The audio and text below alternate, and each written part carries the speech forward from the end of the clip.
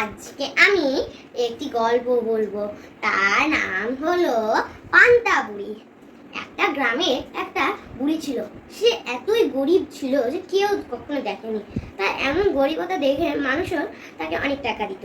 যত টাকা ওই বুড়িটা পেত ওই টাকা দিয়ে চাল কিনত, আর চালগুলো ভাত রান্না করে আর ওটাতে জল দিয়ে দিত, আর খেত একটু পরের দিনের জন্য রেখে দিত। পরের দিন খেয়ে নিত, তার পরশু দিন খেয়ে নিত।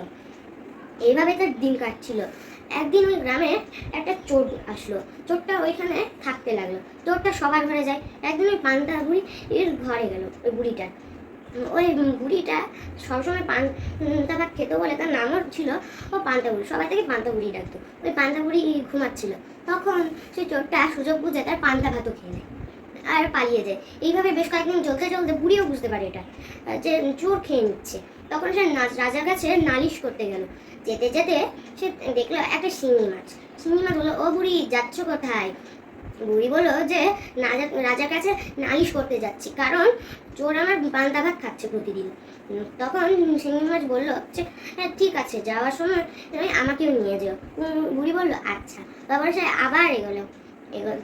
দেখলো একটা ছোট্ট একটা এইটুকুনি সুচ পড়ে আছে মাটিতে। সুচ বললো, ও বুড়ি, যাচ্ছ কোথায়? বুড়িও বললো আবার, আমি রাজার কাছে নালিশ করতে যাচ্ছি, কারণ তোর আমার প্রতিদিনই পান্তা ভাত খেয়ে নিচ্ছে। আমি তত উপার্জন করতে পারবো না যে বেশি দানা না কিনতে পারবো। তখন সুচ বললো যে ঠিক আছে, যাওয়ার সময় আমাকেও নিয়ে যাবো। এবার আসলো একটা ছুরি। ছুরিও বললো, ও বুড়ি, যাচ্ছ কোথায়? এবার বুড়ি আবার উত্তর দিল যে আমি এবার রাজার কাছে নালিশ করতে যাচ্ছি, কারণ চোর আমার প্রতিদিন পান্তা ভাত খাচ্ছে। আবার ছুরিও বললো যে ঠিক আছে, যাওয়ার সময় আমাকেও নিয়ে যাও। এবার কাছে থাকা বেল বল, ও বুড়ি, যাচ্ছ কোথায়? বুড়ি বললো যে বুড়ি আবার তখন খুব রেগে গেল। বুড়ি বললো যে কেন রে, আমি যেথায় যাই তাতে তোর কি? তখন বেল বললো যে শান্ত হও, শান্ত হও।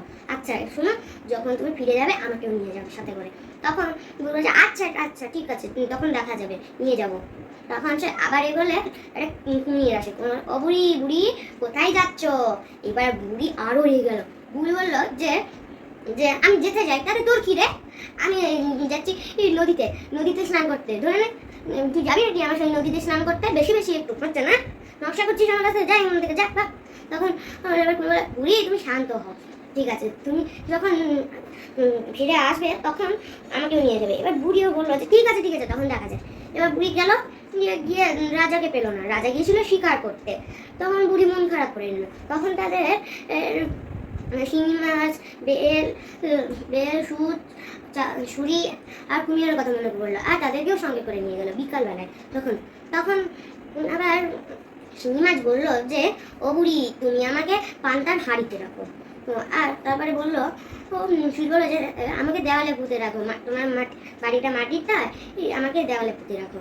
তখন তারপরে সুই বললো আমাকে ঘাসে রাখো, ঘাসের পিছনে লুকিয়ে রাখো। তারপর তুমি বললো তোমার বাড়ির আঙ্গিনায় আমাকে রাখো। তারপরে বেল বললো আমাকে আগুনে রাখো।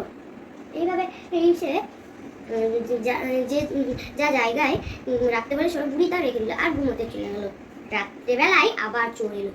চোর এবার যখন পান্তার হাঁড়িতে যখন হাত দিবে তখন শিঙি মাছের ঝটকা লাগলো, আর সে কেমনই করে গেল, তার একটু ঠান্ডাও লেগে গেল। সে আগুনের কাছে গিয়ে একটু হাতটা সেঁকতে যাবে, অমনি বেল ফেটে গেল আর চোখে ঢুকে গেল। আর যখন দেওয়ালে একটু হাত রাখলো তখন তার হাতও ফুটে গেল, কি রক্তাক্ত। বেচারার শাস্তিরই শেষ নেই। এবার যখন সে ঘাসে পড়ে গেল, ছুটতে ছুটতে ছুরি তার পিছনে তার পেটই ফুটে পড়ে গেল। এবার যখন সে পড়ে গেল সোজা কুমিরের মুখে, কুমির চিৎকার করে বললো, ও বুড়ি, তোর চোর ধরেছি, ও বুড়ি, তোর চোর ধরেছি। এ মা, কি আওয়াজ কুমিরের! তখন তো বুড়ি ধরপড় করে এসে দেখলো যে ওই চোরটা। তখন বুড়ি লোকজনকে ডেকে রাজার কাছে পাঠালো। হাই রে বেচারার শাস্তি, আমি আর কি বলবো। তা আমরা এই গল্পটা থেকে এই শিক্ষাটা পেলাম যে কখনো চুরি করা উচিত না।